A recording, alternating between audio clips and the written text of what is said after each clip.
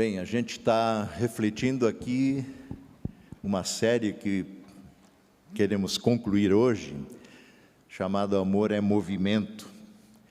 E essa série também está motivada, por assim dizer, pelo nosso lema: palavra que transforma, amor que acolhe.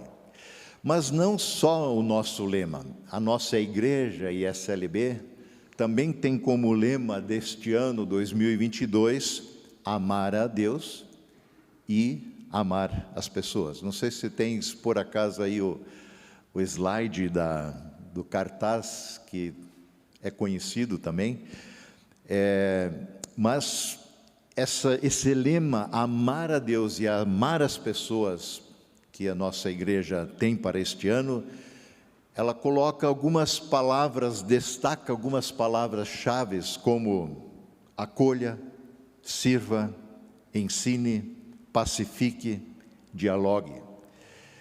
E esse lema todo está também construído sobre uma palavra da carta de João, a primeira carta de João, que está sendo referência para nós em nossas reflexões ultimamente. Chegou. Então, este é o cartaz, lema, com o versículo que diz: não amemos de palavra, nem amemos de boca para fora, mas de fato e de verdade. Amor não é discurso, amor não é mero sentimento, amor é fato, é atitude, é resposta. Normalmente nós associamos amor a uma outra palavra bem mais usada, mais corriqueira no nosso mundo, que é paixão. A gente fala em estar apaixonado, em ter paixão em fazer as coisas, mas a paixão não deixa de ser um sentimento. E muitas vezes a paixão nos conduz a atitudes extremas, como violência. Há pessoas que matam por paixão, por abuso, nos conduz à cegueira emocional, à depressão, à ansiedade e tantas coisas. A paixão por uma verdade, por exemplo, pode dar espaço a um fanatismo. A paixão por um time de futebol, a gente está cansado de ver o que provoca. Leva adultos a sequelas agudas de uma adolescência tardia, por assim dizer, dispostos a brigar, a se matarem, se pisotearem, a investirem o que tem e o que não tem para acompanhar o seu time em longas viagens, nem sempre produtivas, não foi? Fica para a próxima. Como diz alguém, quem lê que entenda, né? Quem ouça que entenda. Não é que eu sou coxa, assim, mas a paixão, então, muitas vezes desencadeia sentimentos intensos, que possui a capacidade de alterar comportamento, alterar o pensamento, alterar desejos. Paixão é o sentimento, o desejo demonstrado de maneira extrema. Só que o amor de Deus, o amor bíblico, o amor sacrificial, não é uma mera paixão, não é um mero sentimento. A paixão é um amor, muitas vezes, sem propósito, ou pelo menos com propósito fora do foco que Deus dá ao amor. A palavra nos diz, e 1 João faz isso, que Deus é amor. E Ele nos criou à sua imagem e semelhança. Deus não apenas tem amor, nem apenas mostra e revela o seu amor. Deus é amor. E nós fomos criados como fruto do seu amor. Tudo que Deus criou, Ele criou como Deus que é amor. Portanto, todas as coisas foram trazidas à existência do nada por um Deus que ama. E nós, como coroa da sua criação, fomos criados à sua imagem e semelhança, para amarmos e sermos amados. Talvez melhor o contrário, sermos amados e amar. Amor é a natureza de Deus. Amor é o caráter de Deus. Amor é a essência de Deus. Não haveria amor no mundo se não fosse um mundo criado por Deus. O mundo do acaso, o mundo meramente que se constitui a partir de químicas, de forças, de energias, é um mundo apático ao amor. O amor existe no mundo porque ele foi criado por um Deus que é amor e que criou por amor. Vejam o que João, na sua primeira carta, 1 João 4, versos 7 e 8, nos diz: Amados, amemo-nos uns aos outros. A gente está falando disso faz tempo. Jesus ordenou isso, e João repete aqui: Amados, amemo-nos uns aos outros, pois o amor procede de Deus. Aquele que ama é nascido de Deus e conhece a Deus. Quem não ama não conhece a Deus, porque Deus é amor. A única razão pela qual podemos amar, portanto, e sermos amados, dar e receber amor, é porque o Deus que é amor nos criou à sua imagem e semelhança. Aliás, não somente nós somos fruto desse amor de Deus, é bom lembrar que toda a criação foi criado por esse mesmo Deus, e Deus ama toda a sua criação. Inclusive, a expectativa da restauração por parte de toda a criação. Farei novos céus e nova terra. Há uma série de descrições a respeito da reconciliação da criação com as pessoas, da criação entre si, ao ponto de o leão comer capim junto com a ovelha, que antes era o banquete dele. Ao ponto de a criança botar a mão dentro da toca da áspide, da serpente. Ele, o Senhor, ama, por outro lado, muito, muito mais a você, a mim, que fomos criados pelo seu amor, para o seu amor, à semelhança do Senhor. Então, Deus nos criou, repito, quero ser bastante redundante hoje em algumas coisas, nos criou para recebermos o seu amor e também para expressarmos este seu grande amor. Paulo diz uma coisa importante em Efésios capítulo 1, versos 4, 5 e 6. Ele diz assim, vejam só: mesmo antes de criar o mundo, Deus nos amou e nos escolheu em Cristo para sermos santos e sem culpa diante dele. Porque com o pecado é impossível desfrutarmos em plenitude essa relação de amor com o Deus que é amor. Mas Paulo continua: Deus nos predestinou para si, para nos adotar como filhos e filhas por meio de Jesus Cristo, conforme o bom propósito da sua vontade.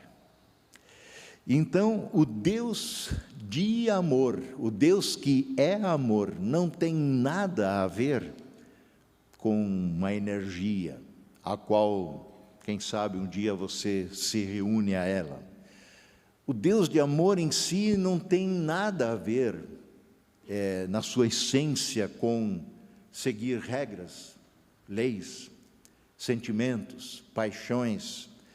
Assim como Ele mesmo é uma comunhão em si, como Deus em si é uma família, Ele nos criou para sermos parte da sua família.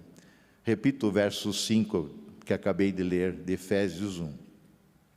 Ele nos predestinou para si, para nos adotar como filhos, filhas, por meio de Jesus Cristo, conforme o bom propósito da sua vontade. Isso tudo tem um propósito. Verso 6, que eu não li ainda. Deus assim o fez para o louvor de sua graça gloriosa, que Ele derramou sobre nós em seu Filho amado, Jesus Cristo.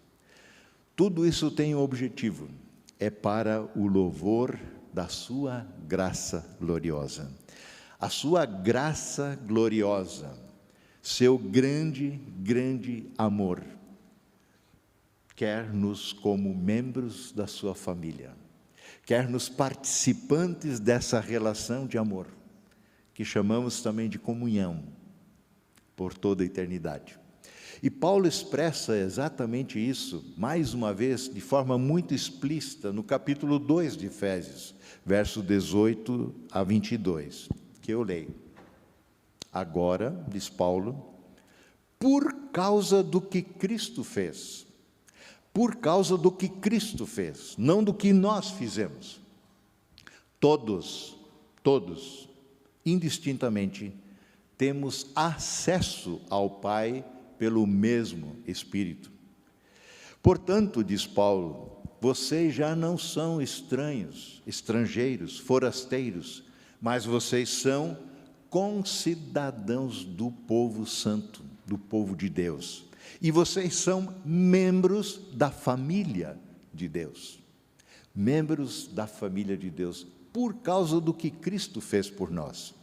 Verso 20, juntos, diz Paulo, somos sua casa, juntos, grudados como tijolos por argamassa, pela argamassa do amor, somos sua casa, edificados sobre os alicerces dos apóstolos e dos profetas, sobre os alicerces das Escrituras, do Evangelho, e sobre a pedra angular, que é o próprio Cristo, a rocha sobre a qual a casa de Deus é edificada, sobre a qual nossas vidas, grudadas pelo amor do Pai, é edificada, é Jesus Cristo. Verso 21, Paulo segue, nele, em Cristo, somos firmemente unidos, constituindo um templo santo para o Senhor. Pedro usa muito essa figura de pedras vivas.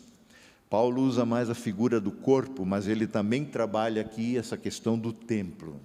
Nós unidos em Cristo, como Jesus vai dizer em Colossenses, que o amor é que vincula perfeitamente todas as coisas. O amor nos gruda.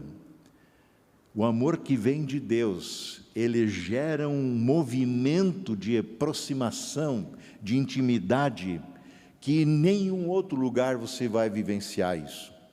Para nós sermos templo, lugar de habitação do Deus vivo.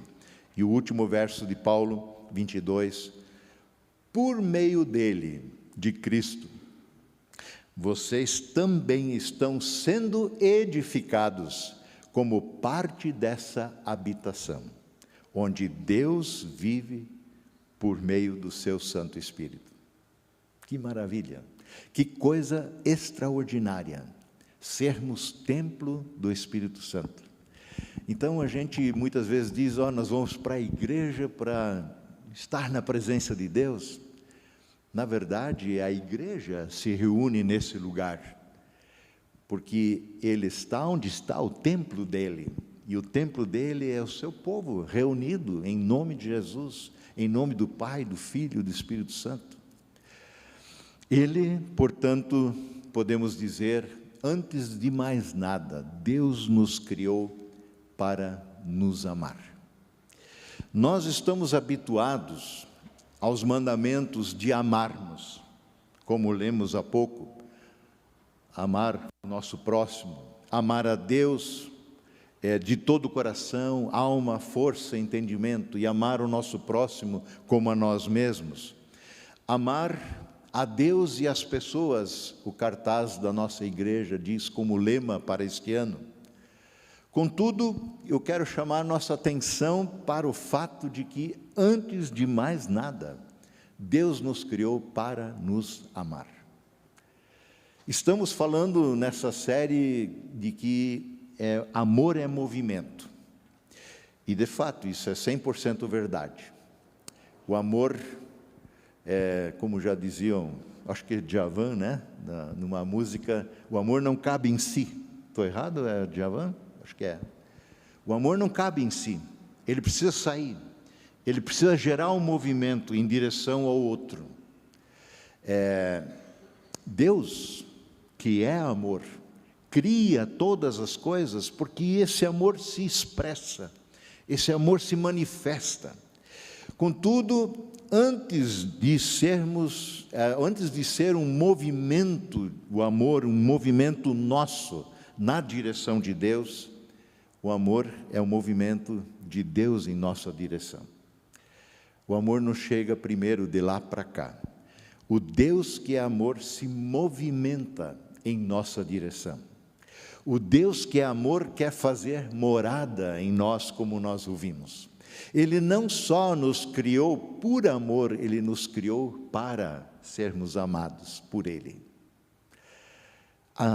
E amar tão plenamente, tão profundamente, tão intensamente, tão verdadeiramente, que Ele, em pessoa, vem habitar em nossos corações, agora purificados pelo sangue de Jesus, que torna isso possível. Restaurados por sua graça, perdoados pelo perdão que está disponível em Cristo, reconciliados com Deus, estamos aptos para reconhecermos o quanto Ele nos ama, estamos aptos para recebermos esse grande amor do Senhor. Isso tem um propósito, como já falei antes, usando a carta de Paulo aos Efésios 1:6. Deus assim o fez para o louvor da sua graça preciosa, gloriosa, que Ele derramou sobre nós em seu amado Filho Jesus. Repito também os versos 4 e 5 aqui de Efésios 2. Eu disse que ia ser um pouco redundante, mas isso é para que a gente fixe e não perca a lógica, o raciocínio que está aqui, que Paulo também nos traz. Mesmo antes de criar o mundo, Deus nos amou e nos escolheu em Cristo para sermos santos, sem culpa diante dEle. E Ele nos predestinou para si, para nos adotar como filhos, filhas, por meio de Jesus Cristo, conforme o bom propósito da sua vontade. E como eu disse, isso tem um propósito, Deus assim o fez, para o louvor da sua graça gloriosa, que Ele derramou sobre nós por meio de Jesus Cristo. Então, creio que podemos repetir, antes de mais nada, Deus nos criou para nos amar. Ele não só nos criou por amor, mas nos criou para nos amar.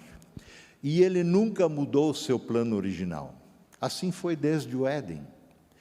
Ele nunca mudou isso, de nos criar em amor, à sua imagem e semelhança, para vivermos uma comunhão de amor com Ele, eterna, plena, sermos família de Deus, parte da sua essência, e também o que trouxe grande alegria para Ele.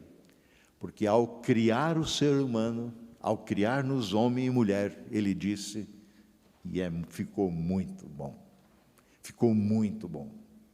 E com a pessoa humana, com o ser humano, com o casal, Deus tinha uma intimidade, uma presença constante, de estar com eles em plena presença. Ficou muito bom. Então poderíamos dizer que o primeiro propósito da nossa vida é sermos amados por Deus, e isso é extraordinário, Deus nos criou para isso. Agora pense um pouco a respeito. Eu estou insistindo, mas pense um pouco a respeito. Não fomos criados, em primeiro lugar, para servir a Deus. Está certo nessa perspectiva? Não fomos criados, em primeiro lugar, para confiarmos em Deus. Não fomos criados, em primeiro lugar, para obedecermos a Deus, para celebrar culto. Nem ainda fomos criados, em primeiro lugar, para amar a Deus. Sim, eu sei, tudo isso faz parte da nossa relação com Ele. Mas vejam bem, Deus não nos criou, em primeiro lugar, para fazermos algo para Ele. Ele nos criou, em primeiro lugar, para recebermos algo dEle. A primeira razão e o primeiro propósito da nossa vida, portanto, é deixarmos sermos amados por Deus. É permitirmos que Ele nos ame. É acolhermos o seu amor.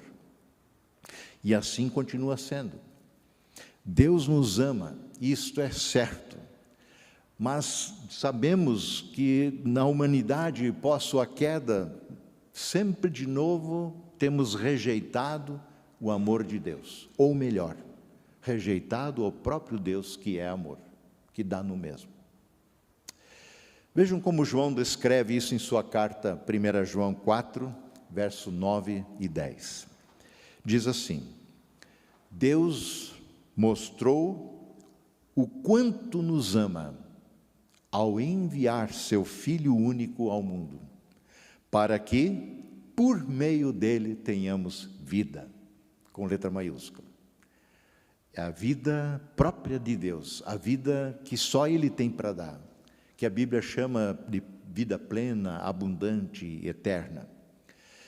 Deus mostrou o quanto nos ama ao enviar o seu Filho ao mundo, para que, por meio dele, tenhamos vida. É nisto que consiste o amor, segue João no verso 10. Não em que tenhamos amado a Deus, mas em que Ele nos amou. Eu repito, nisto consiste o amor, não em que nós tenhamos amado a Deus, mas em que Ele nos amou e enviou seu Filho como sacrifício para o perdão dos nossos pecados. Porque os pecados romperam esta relação. Reconciliados em Cristo, podemos retomar essa relação de amor. De novo, não sei se ficou muito claro isso, nosso primeiro dever, nossa primeira obrigação, se dá para falar assim, nosso primeiro propósito, não é fazermos algo para Deus. Ler ou estudar a Bíblia, orar, ofertar, dar o dízimo, fazer sacrifício, servir, ir ao culto, tomar a ceia e assim por diante. Vejam bem, tudo isso são coisas boas, coisas importantes que integram a nossa caminhada cristã, nossa caminhada de fé. Mas não é a primeira coisa para a qual Deus te criou, me criou, nos criou. Ele nos criou por amor, para recebermos o seu amor, para acolhermos o seu amor, imensurável amor, grande amor. E esse amor tem nome. Esse amor não é um sentimento. Esse amor não é uma mera declaração, ele tem nome. Esse amor se expressou. Esse amor se fez real, carne, visível, palpável. Jesus Cristo. Ali está escancarado, manifesto todo o amor de Deus. Na verdade, o Deus que é amor. E a perspectiva da rejeição fica claro quando se prega este Deus de amor na cruz. Quando João diz no seu evangelho, e ele veio para os seus, e os seus não o receberam. Eu sempre estou convencido disso, de que o contrário de amor não é o ódio, mas é a indiferença. E de novo, o que as pessoas fazem com a expressão maior do amor de Deus entre nós, é voltar as costas para Ele. Cuspiram nele, zombaram dele, o açoitaram, o pregaram na cruz. Sim, Deus é amor, diz João. E repito o que Paulo escreve em Efésios 1:4. Mesmo antes de criar o mundo, Deus nos amou e nos escolheu em Cristo para sermos santos e sem culpa diante dele. Fomos criados por Ele, fomos criados para Ele. E volto a insistir aqui com 1 João 4, 9 e 10. De novo, para que não passem brancas nuvens. Deus mostrou, Deus revelou o quanto nos amou ao enviar o seu único Filho ao mundo, para que, por meio dele, tenhamos vida. E é nisso que consiste o amor de João, não em que tenhamos amado a Deus, mas em que Ele nos amou e enviou seu Filho em sacrifício para o perdão de nossos pecados. Ou como diz o conhecidíssimo verso de João 3,16. Se você sabe, podemos, na versão do Almeida, que é a mais conhecida, podemos até falar junto. Porque Deus amou ao mundo de tal maneira que Ele deu o seu Filho unigênito, para que todo que nele crê não pereça, mas tenha a vida eterna. A nova versão transformadora e a NVI traduz: porque Deus nos amou tanto. De tal maneira é isso, Deus nos amou tanto, com tanta profundidade, com tanta intensidade, com tanta veracidade, que Ele deu o seu Filho por nós. Eu quero concluir trazendo rapidamente alguns pontos que este verso nos revela em relação ao que estamos falando. Primeira coisa, Deus ama a sua criação, porque Deus amou o mundo. Não apenas as pessoas, Deus amou o mundo, tudo que Ele criou. O cosmos é a palavra que está aqui no grego. Segundo lugar, amar é dar. Amar muito é dar muito. Deus amou o mundo de tal maneira, com tanta intensidade, que Ele deu o seu Filho. Em terceiro lugar, Jesus sabia muito bem quem Ele era, de onde Ele veio, para onde Ele iria, o que Ele veio fazer.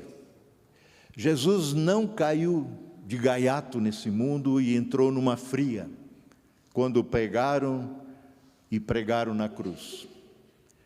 Quando finalmente botaram as mãos nele, lá no Getsemane, naquela noite, Ele disse, porque outras vezes já tentaram fazer isso: agora chegou a hora, agora eu vou, estou pronto para ir.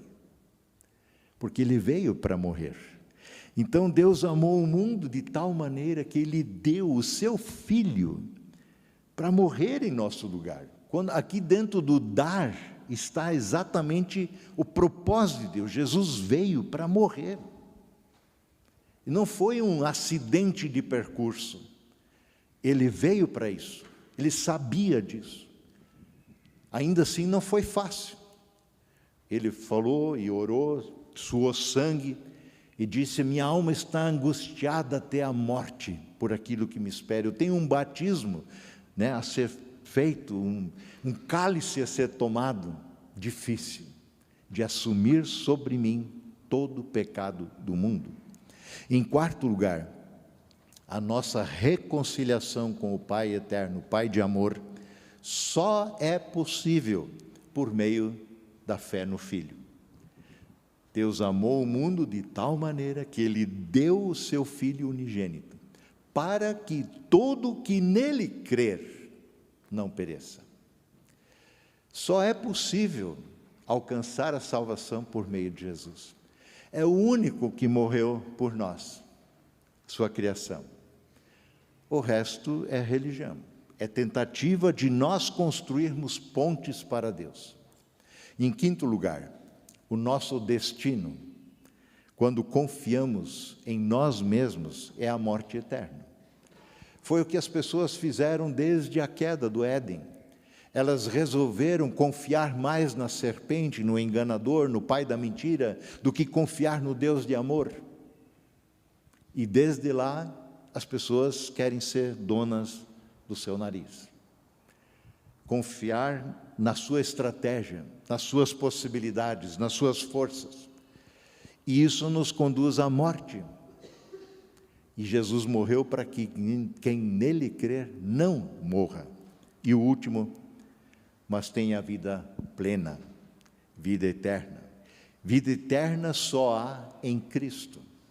Hoje e por toda a eternidade. Vida eterna, como eu não canso de me falar, não é um conceito quantitativo. Claro, tem a ver com eternidade, mas é, sobretudo, também um conceito qualitativo. Vida eterna é a vida que Deus sempre desejou para nós, e que só é possível na presença dEle, na presença do Deus que é amor. Crer em Jesus, portanto, não é um mero reconhecimento intelectual, não é uma decisão assim, meramente, vamos dizer, intelectual, no sentido de que, eu assimilei esse conteúdo. Mas é apegar-se, é comprometer-se, é confiar, é ter fé, é apoiar-se no fato de que Jesus é completamente humano, 100% totalmente identificado conosco, tentado em todas as coisas à nossa semelhança, sem pecado. Mas também confiar ao mesmo tempo de que Ele é completamente divino, é Deus entre nós, inteiramente identificado com Deus, e somente nessa condição, como humano e ao mesmo tempo divino, é que Ele pode levar sobre si o nosso pecado. Assim, em Cristo, Deus nos ama. Deus nos ama. Temos acolhido esse amor. Isso é uma realidade na tua vida. A gente, quem sabe, está apenas inserida num ambiente cristão, e eu sempre digo que a gente não se torna cristão por osmose, não se torna cristão em repetir práticas cristãs, éticas cristãs. A gente é cristão a partir do momento em que acolhe o amor de Deus. Amor esse dado em Jesus Cristo. Amor esse que se movimenta em nossa direção. Quando acolhido, Ele nos coloca em movimento na direção do outro. E não dá para ser o contrário. Não é o nosso esforço em amar o próximo que nos torna amáveis diante de Deus. Isso não funciona. Isso é religião. A fé cristã é acolher o grande amor de Deus, dado e provado em Jesus, derramado em nosso coração pelo Espírito Santo, Romanos 5. E então, sim, somos colocados em movimento, assim como Deus se movimentou em nossa direção. Nós na direção do outro. Que o Senhor renove em nós a convicção, a experiência, a percepção de quão grande é o seu amor por nós. Eu creio que se isso fica claro, se nós compreendemos o tamanho dessa graça preciosa, o nosso coração se enche com tal gratidão, que servir não é um peso, amar não é um peso. Você não faz qualquer coisa por força de lei, você não faz porque tem que fazer. Você é movimentado, você é impulsionado na direção do outro. Amém?